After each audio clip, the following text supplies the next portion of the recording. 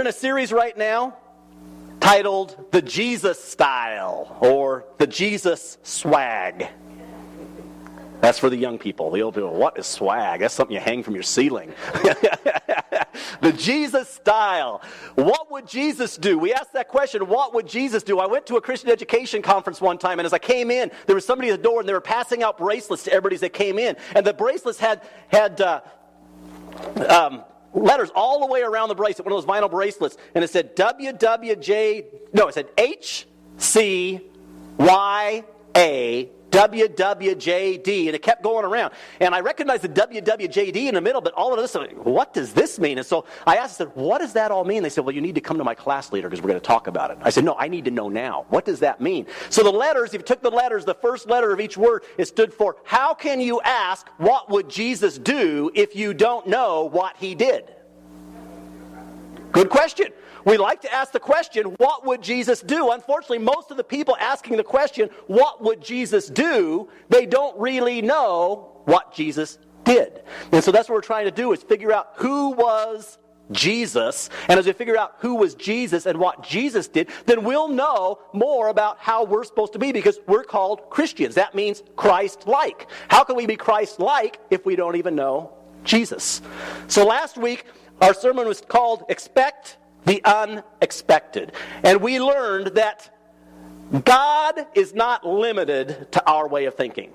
We like to put God in a box. We think, this is the way I would do it, this is the way it's always been done, this is the way I was raised, so it's got to be done this way. And we went through examples in the Bible where God did not do things the same way we do them. In fact, we talked about sometimes he didn't even do the same thing the same way twice. Because we do something, it's successful, we say, okay, I'm going to duplicate that. And God says, no, I can do it better, or I can do it different. That's so 10 years ago. I can do it different. We talked about when he parted the Red Sea versus when he stopped the flow of the Jordan River. One, he divided, the water divided the Jordan River. He just stopped the flow so that no more water came. Similar, but different. We always want to do things the same way, and God says, I'm not limited. I can do it any way I want to do it. So we need to be asking God, what do you want to do, instead of telling God how he's going to do something.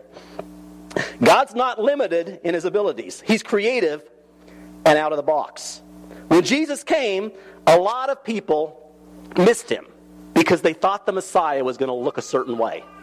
And when he came, he didn't fit any of the molds that they had there, any of the ideologies. He didn't fit it. They said, that can't be the Messiah because he doesn't do this, he doesn't do this. He wasn't born there. He doesn't act like this. They missed him. But he was God's son.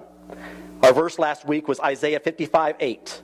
For my thoughts are not your thoughts, declares the Lord. Or, my thoughts are not your thoughts, neither are your ways my ways, declares the Lord. Isaiah 55:8. Today I want to talk about the upside down kingdom. It's kind of a continuation of last week. We have an earthly way of doing things. We think we know what it's like to be in charge and to be calling the shots. And kings and presidents and leaders of countries, they figure out how to do things. Even presidents of corporations say, this is how I'm going to run my company. We have a corporate mindset or an earthly mindset. Jesus came and said, you know what? My kingdom's nothing like yours. He said, I want to explain to you what the kingdom of heaven is like. And a lot of his stories started out, the kingdom of heaven is like. The kingdom of heaven is like. He was trying to get us to understand what his kingdom is like. And it's obvious from listening to the stories that the kingdom of heaven is much different than our concept of what a kingdom should be. In fact, it almost appears that the kingdom of heaven is exactly opposite of what we think a kingdom should be. It's like the kingdom of heaven is upside down. Or could it be that it's actually our kingdom is upside down? His kingdom is the way it should be. So today we want to talk about the kingdom of heaven. The upside down kingdom. When Jesus came, he began to teach the crowds. He began to talk about the way he did things. And a lot of what he said didn't make sense. And a lot of people started criticizing him, saying, you're trying to throw out everything we've been taught. Moses gave us the 10 Commandments, and now you're trying to throw them out, and you're trying to give us a new way of thinking. And Jesus said, no, I'm not throwing anything out. He says, I have not come to throw out the law, but to fulfill the law. All those things are still there, but the problem is you've created all these other things. God gave the commandments, and then they put all these interpretations in there of what it means. So they put all these other things in there and said, okay, in order to obey that, you got to do this, and you got to do this, you got to do this, and it looks like this, and you can't do this, and you can't do... They had things like, that set up like the Sabbath day journey. Because you're supposed to remember the Sabbath day and keep it holy. So they said, okay, what does that mean? That means you can only walk so far on the Sabbath day. Okay, or we only be able to drive so far or something on the Sabbath day. They had all these rules they said, you've got to do this in order to do that. Jesus said, no, that's man's ideas. I want you to remember me. I want you to keep the Sabbath holy, but that's not what I meant. Because there are some things you have to do. In fact, Jesus talked about it. He said, if you have an ox that falls in the ditch, are you going to leave it there until Monday?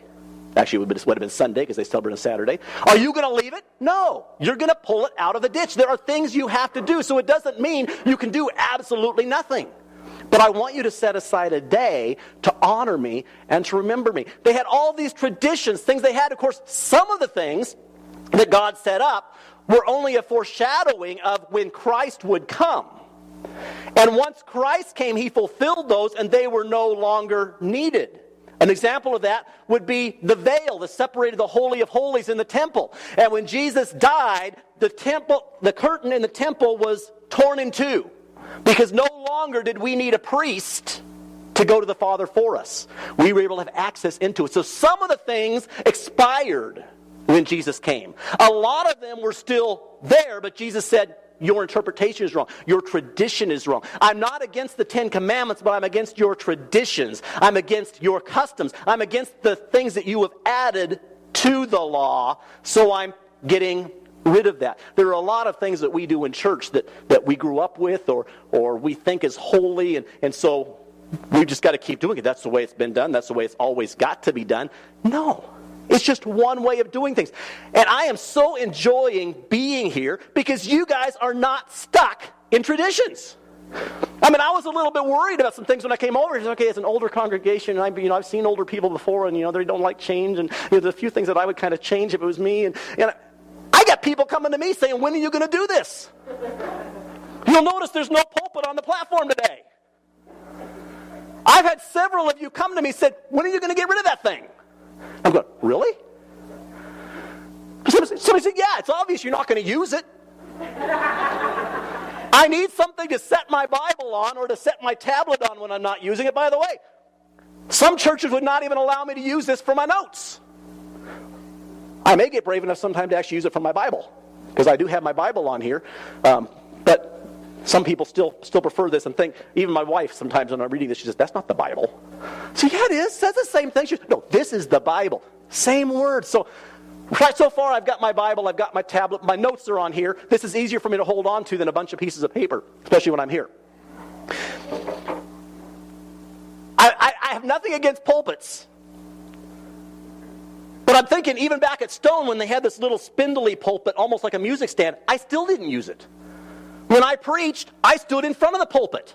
And every once in a while, I'd set my stuff on the pulpit. I stood in front because in front was closer. When I'm back here behind the pulpit, I feel like you guys are like, I got to have binoculars to see back in the back row. Besides that, I feel like I'm standing inside this big bulletproof, I'm afraid somebody's going to try to assassinate me or something, They're going to use, a bazooka or something to do it because this thing is, it's like Fort Knox. I feel like there's a barrier. I want to be part of what's going on. So this thing is in my way. I was just setting my stuff on it. And I have people say, if you're not going to use it, just get rid of it. I'm going, really? I know churches that are split over getting rid of the pulpit. But it's just a tool. It's a piece of furniture. If we're utilizing it, it's great. If it's in our way, it's not holy. And you guys understand that. It's great. I moved the communion table up here. Why? Because I want to be able to walk down here at times. And with that thing here, I had to walk all the way around it. We still have a communion table. On Communion Sundays, we'll still have communion on that. But that's a piece of furniture. That's the kind of stuff Jesus came to say, no, that's man-made.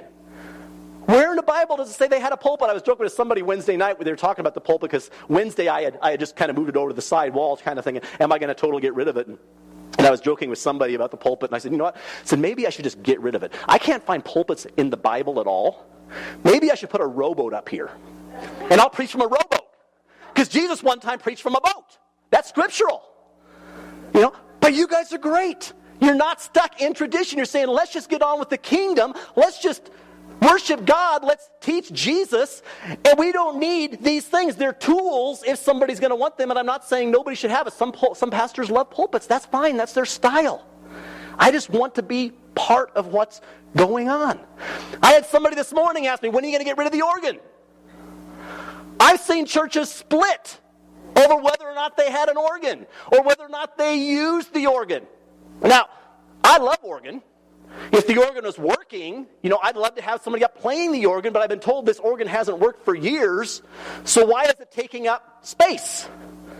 And we can get the same sounds off a keyboard, and it takes up less room. So, I don't know, I'm not ready to go there yet, but, but right now it's out of the way, it's not blocking me, so, but that may come.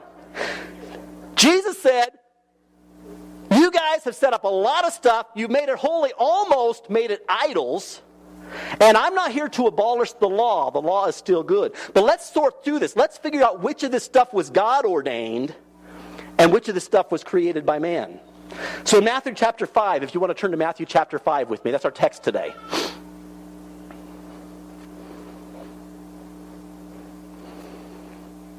The first sermon that Jesus preached, we call it the Sermon on the Mount. It's several chapters long.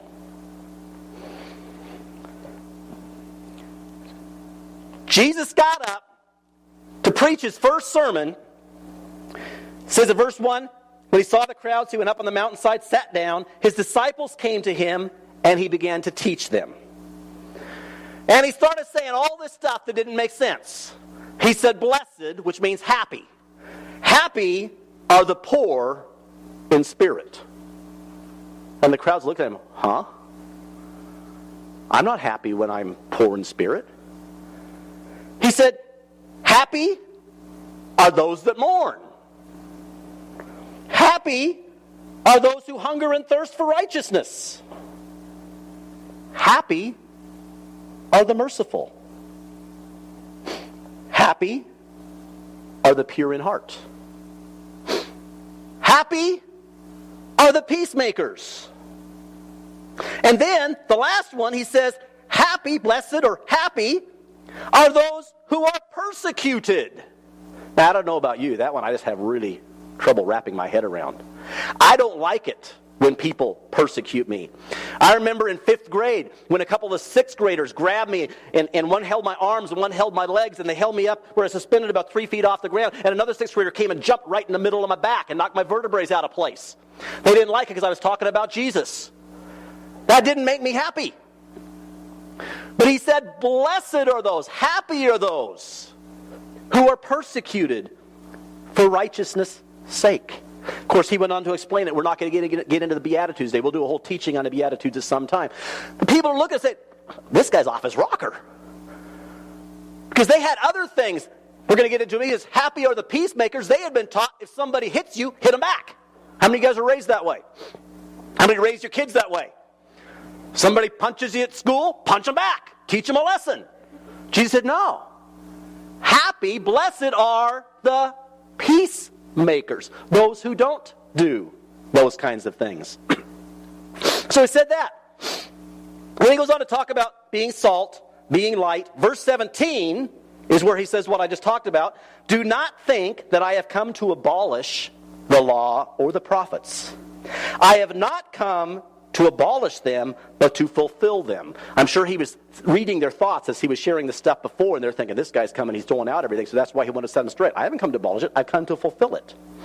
For truly I tell you, until heaven and earth disappear, not the smallest letter, nor the least stroke of a pen will by any means disappear from the law until everything is accomplished.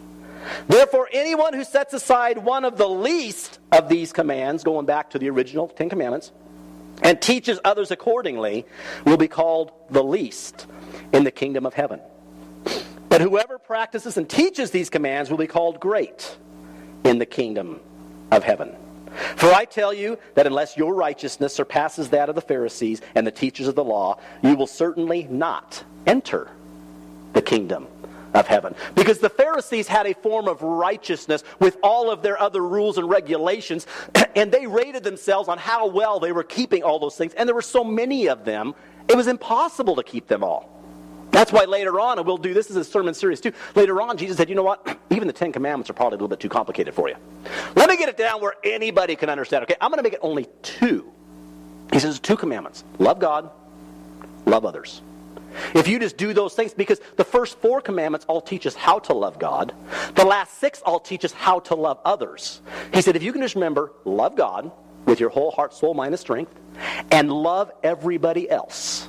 If you will do those 2 things, the other things fall in place. You don't have to remember 10, remember 2. So everything I do, am I loving God? Is this showing love to God? No, okay, I better not do it. Is this showing love for other people? No, okay, then I better not do it. That's all there is to it. Is it loving God? Is it loving others? That's it. We don't need 450 sub-rules and then interpretations of those sub-rules. We all know what it means to love. That's all there is to it. Then Jesus gets into a passage where he says 5 different things. He says, you have heard it said. This is what you've been taught. You have heard it said, do this. But I say to you. So he's coming against all the tradition. He's coming against all the rules. He's saying, this is the way you think it is. This is the way it works in the earthly kingdom. Can I borrow your water? Or grab me water. Oh, that's my water. She has another one. She thought about me and brought it to me. Isn't that sweet?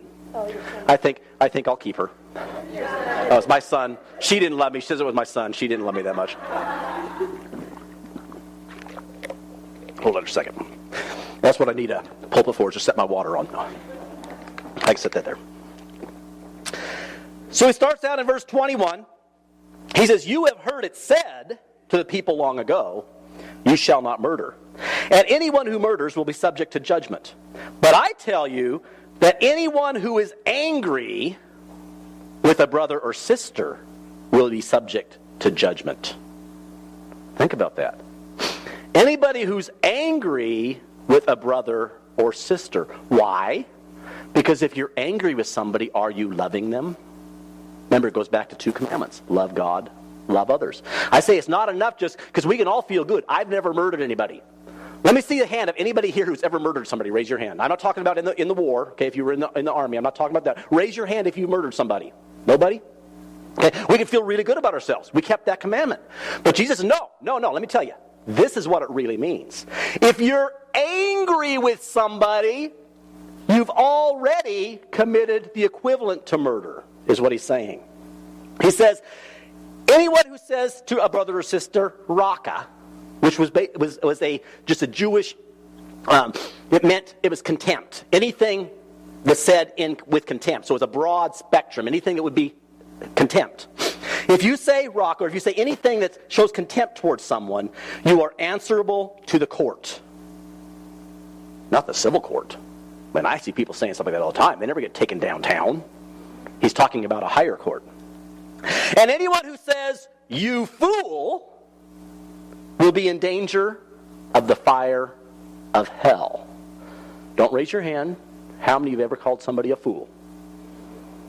I say it all the time when I'm driving down the street and somebody cuts me off. You fool! Actually, I usually say stupid idiot. But I'm just human. Come on. I'm a pastor. That doesn't mean I'm perfect. I'm human like everybody else. And then I repent. Say, don't let me die right now, Jesus. I repent. Then he goes on to say, if you're offering a gift, you remember that your brother or sister has something against you, leave your gift there in front of the altar. First, go and be reconciled to them, then come offer your gift. So what he's saying is, even if it wasn't something you had, if your brother or sister has something, you recognize there's tension. Somebody's got something. You don't even know what you did, but you just feel there's this tension. He says, go and make it right. That's where we come into being a peacemaker. I didn't do anything. I don't know why they're mad at me, but they don't like me. Jesus says, go establish a relationship with that person. Go ask for forgiveness. Say, I don't know what I did, but please forgive me. Settle matters quickly with your adversary who is taking you to court. Do it while you are still together on the way, or your adversary may hand you over to the judge, and the judge may hand you over to the officer, and you may be thrown into prison. Truly I tell you, you will not get out until you have paid the last penny. Then he says, you have heard it said, you should not commit adultery. But I tell you, anyone who looks at a woman lustfully has already committed adultery with her in his heart. You know, sometimes as Christians, I heard one time, the Christian army is the only army in the world that kills its own wounded. We have a tendency to look at somebody who's been through a divorce or something and want to throw them out.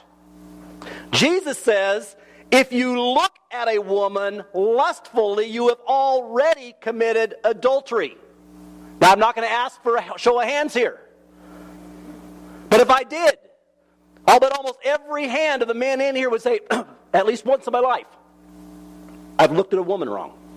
And I've had thoughts. I didn't follow through on it, but I've had thoughts. Jesus said, you've done it in your heart. So who are we to condemn someone else who's been through something like that? It's like the woman that was brought to Jesus in the act of adultery. And they wanted to stone her, and they wanted to see what Jesus would say. And Jesus said, let he who has no sin cast the first stone. And it says he wrote on the dirt, and I always wonder when he's writing, what was he writing on the dirt? I don't know, but I kind of think he was writing names of people standing there. He wrote down Greg, and then he started listing Greg's sins. And Greg said, I'm out of it. And then he writes down Jim, and he starts writing sins that Jim committed. And Jim, he's out. And he kept doing it until everyone was out of there.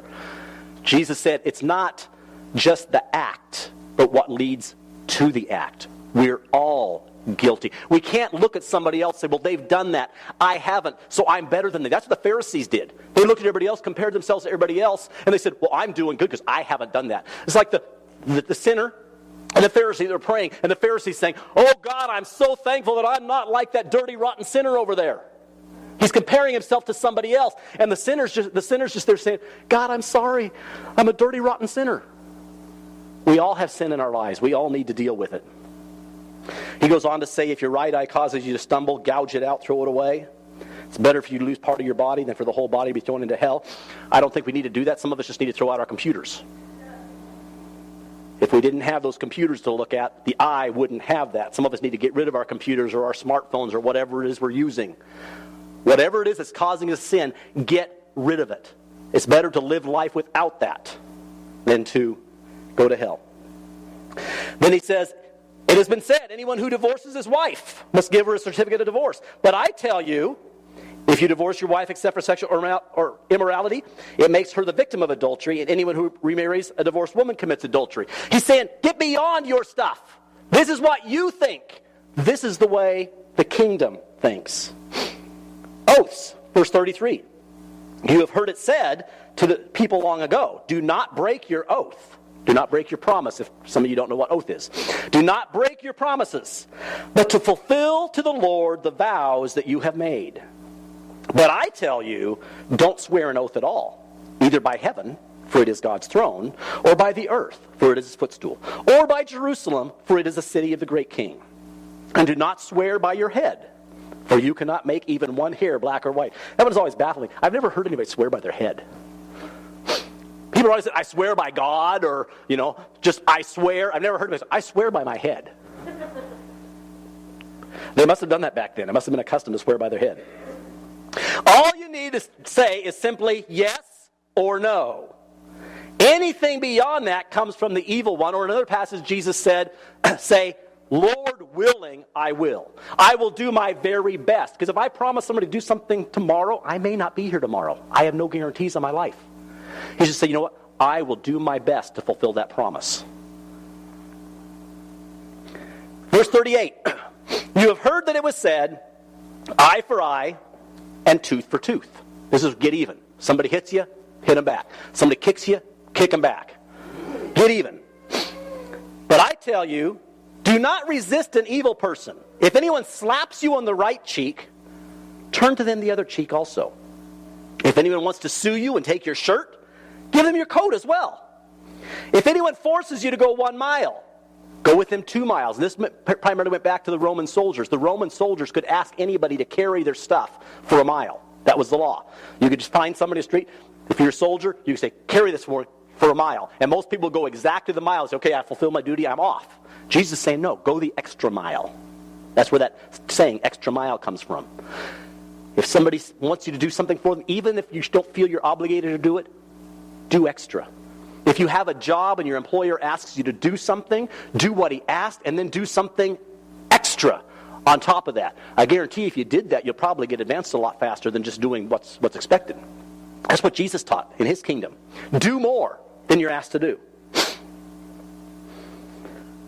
Give to the one who asks of you, and do not turn away from the one who wants to borrow from you. Verse 43. You have heard it said, love your neighbor, hate your enemy. That's easy.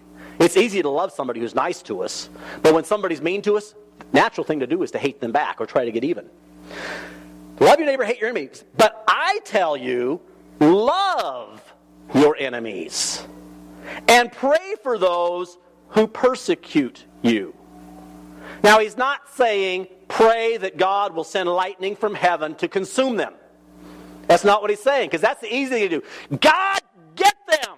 God, punish them! We always like to say, vengeance is mine, saith the Lord. That's out of the Bible. We like to quote that one. Vengeance is mine, saith the Lord. All right, God, show your vengeance. Show them what they're doing. Show them they shouldn't do that. Jesus says, pray for them, and what it means is pray blessings upon them. That's tough to do. Pray blessings on them. Pray good things. It's like Jesus on the cross looking down at those guys that nailed him there. And he could have called lightning from heaven. He could have called the angels to come down and destroy those people. But he didn't. He looked down and he looked up to his Father in heaven and said, Father, forgive them. These are the guys that put the crown on my head. They're the guys that put the stripes on my back. They're the guys that put the nails in my hands and my feet. God, bless them. Forgive them. Don't hold this against them. That's what Jesus said to do to our enemies. He says, if you love those who love you, what reward will you get? Are not even the tax collectors doing that? And if you greet only your own people, what are you doing more than others? Do not even the pagans do that? It's easy to do what the world does. He says, my kingdom requires a higher standard. You need to be above all that stuff that the world does. Be perfect, therefore, as your heavenly Father is perfect. You have heard it said, but I tell you, what you've heard said is not right. You need to start having a kingdom mindset, not an earthly mindset. That's the Jesus style. And I hope this works. I got a PowerPoint put together, and we're having a little trouble working in our presentation software. So it did. It worked great. You're all familiar with the corporate pyramid. We see that if you work in a corporation or something. We have this in government. You're taught this is the way the pyramid works. And let's see if my pointer will work here. Which one's the laser part? Oh, wrong side. So we've got up there is the head of the corporation. That would be the president. Down here we have the vice president of sales, vice president of operations or something. But down here we've got the board of directors, and then we've got the directors, and then down here we've got just the regular working class people, right? In the government it works the same way. You got the president, then you got his cabinet, vice president and secretary of state and whoever's there, and then you got the Congress and legislature and all that kind of stuff. You get down, we say, depending if we want to stay with the federal, if we want to go on into state governments, you got the state governors, and it just keeps going down the pyramid. Each level gets bigger and bigger and bigger, and all these people are wanting to get up to that position right there. That's where you want to be. In the church we have the pastor, we have maybe staff. Depending on how the church structure is, it might be the board there, and then maybe the staff comes in here, and then we have the Sunday school teachers and all those kinds of people. Then we have the regular church people down here. Jesus said, that's the way you think. That's the worldly way of doing things. That's a world kingdom view. He said, I want to show you what it's like in my kingdom. You have things upside down. Let's turn that pyramid upside down. He says, this is the pyramid in my kingdom. This is what it looks like. He says, if you want to be the greatest, you need to be the least. And we're going to talk about it a little bit more next week. What does it mean to be a servant? He said, if you want to be the greatest in the kingdom, you need to be the servant of all. We always want to rise to the top of the pyramid. Jesus said, in my kingdom, the greatest is the one down here. Then above him, so we've got the president down here. We've got the cabinet here. We've got the legislatures here. We go on up. The people are up here, and these guys down here are holding up the people. Or in the church, the pastor is here, and he's serving everybody above him. That's the way it is in God's kingdom. We have it upside down. Jesus says it starts here, and the pressure's more because you got all that weight. It says Jesus took the weight of the whole world upon him. He came down and became the bottom of the pyramid. He said, it's crushing me, but my job is to hold up everything above me. That's the kingdom mindset. Can you imagine how the world would be different if all of us turned the pyramid upside down? Can you imagine what it would be like if we all started doing things God's way? What would happen if every person actually put others before themselves and became a servant? What would happen if we spent less time promoting ourselves and trying to show how important we are, and instead spent our time building other people up and helping other people succeed? We've been taught that to get ahead, we need to step on the people below us. And as the higher we rise on the ladder, the more respect we can demand. If necessary, we take respect by force. That's not true respect, though. Jesus didn't demand respect. He didn't get people to follow him by putting a gun to their head. Most of the people weren't even totally convinced he was the Messiah yet. They're still questioning, is he really? Even John the Baptist sent his disciples back to Jesus and said, ask him, is he really the one? Because he didn't match up to everything. Even though he had seen the dove come down and heard the voice from heaven saying, this is my son. John still had his doubts, said, go ask him. Are you the one? They weren't sure if he was the Messiah. All they knew was there was something about him that they liked. When people were with Jesus, their problems seemed to disappear. Like we talked about last week. When we focus on God, the greatness of God, our problems diminish. Sometimes because he takes those away. Sometimes just because we're not focusing on those anymore. When people were with Jesus, they felt safe. When people were with Jesus, they felt like they actually mattered. Philippians chapter 2, verses 6 to 7 say, who, talking about Jesus, Jesus, being in the very nature God, did not consider equality with God something to be used to his own advantage. Rather, he made himself nothing by taking the very nature of a servant. Jesus never condemned. He just loved. He didn't demand respect. He just served. People chose to follow him just because they were better when they were with him. There was just something about Jesus that people wanted to be a part of. For years, dictators have been coming in and trying to take over and prove themselves. I mean, we had the Roman Empire, we had the Grecian Empire, we had all those empires.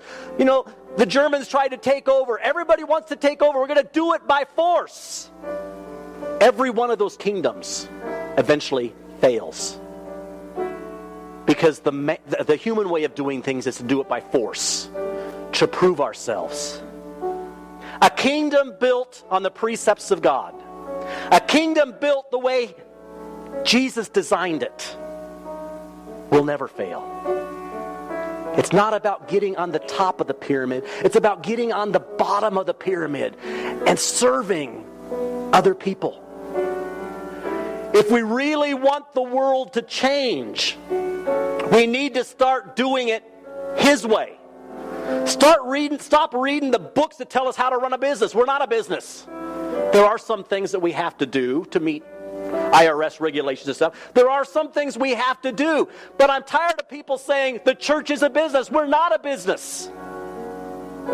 We're a kingdom. And his kingdom looks different than our kingdom. His methods look different than our methods. If all the Christians in the world actually started being Christians, actually started acting like Christ, it would make a difference. People wouldn't even know why they're attracted to us. They say, I don't know why I like that church across town, but there's just something about it. When I walk in there, it's like all my problems seem to just go away. I can't explain it, but I feel safe there. I feel loved there. I just love hanging out with those people. And when I had that hangnail, they prayed for me and the pain went away. Now, it's probably going to be a little bigger than that. People were attracted to Jesus not because he came down and said, I'm God, you better listen to me. If you don't, you're going to be punished. He did tell them, if you don't follow me, this is what's going to happen. But they didn't come to him because they were scared. They came to him because he loved, because he served. And Jesus says, if you want to be part of my kingdom, you need to start acting like me. You want to know what Jesus did? That's what he did. All those things. Next week we're going to be breaking down the servant part. What does it really mean to be a servant? Jesus was a servant. What did he do? Because if we want to be like Jesus, we need to learn to serve like Jesus served. There's something about his name. I'm tired of Christianity having a bad name.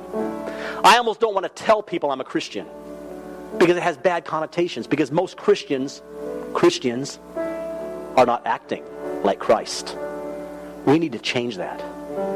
We need to be like Christ so that it's once again cool to be a Christian, because Christians are acting like Jesus. Jesus, there is just something about your name. Something that those of us in this room have come to love and come to appreciate. But I just have to wonder, will the world ever find that? Because you're not here anymore. When you were here on earth, people came to you, they were attracted to you, but now you're gone. And what is going to attract them to you? Because if they can't see you in some tangible way, how will they find you? It's not enough for us to just gather here every Sunday with other believers and say, oh, isn't it so great to be in God's presence? The world needs to know. And the only way they're going to know is if I take you to them. And in order to do that, I'm going to have to change my thinking. I can't think the way I've been trained. I can't think the way it tells me to do it in books. I need to do it the way you tell me in your book. You said my kingdom is not your kingdom. My kingdom is upside down. Teach me to love the way that you loved. Teach me to serve the way that you serve. Teach me to be you. As the old song says, oh, to be your hand extended. Help me to be you in this real world. Thank you, Jesus. Amen.